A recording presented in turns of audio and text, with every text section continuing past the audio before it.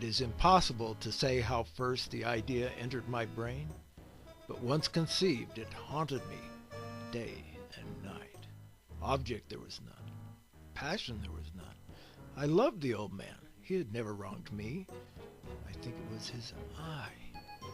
Yes, it was this. I made up my mind to take the life of the old man, and thus rid myself of the eye forever. Thus begins the short story of Edgar Allan Poe called The Telltale Heart. When the old man heard the killer come into his room one night, he sprang out of bed and cried, "Who's there?" The killer slowly opened the lantern until a single dim ray, like the thread of a spider, shot out of the crevice and full upon the vulture eye. It was open, wide open, and I grew furious as I gazed upon it.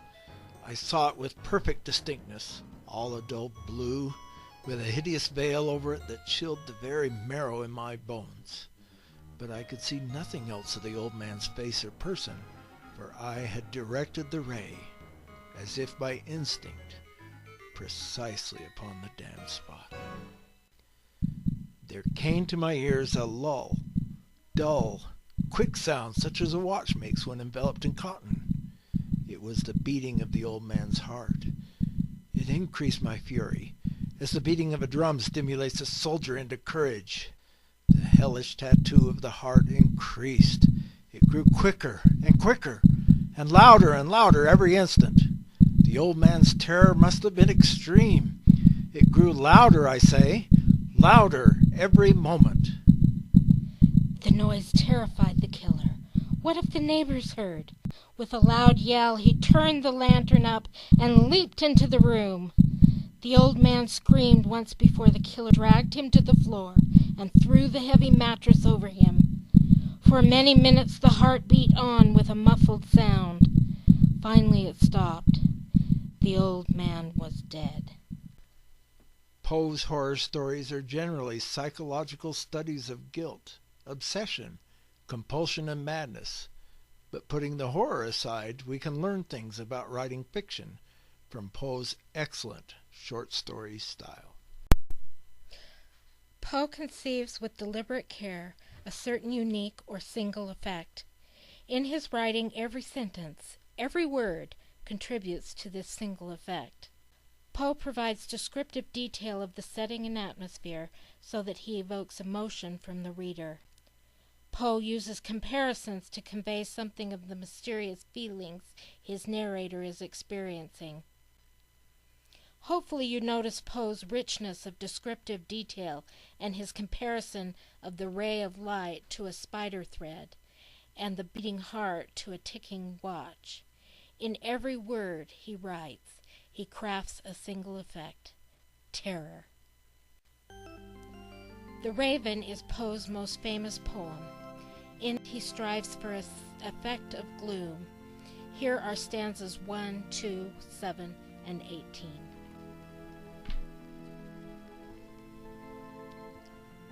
Once upon a midnight dreary, while I pondered, weak and weary, over many a quaint and curious volume of forgotten lore, while I nodded, nearly napping, suddenly there came a tapping, as of someone gently rapping at my chamber door. "'Tis some visitor," I muttered, "tapping at my chamber door. Only this, and nothing more." Ah, distinctly I remember, it was in the bleak December, and each separate dying ember wrought its ghost upon the floor. Eagerly I wished the morrow. Vainly I had sought to borrow from my books surcease of sorrow.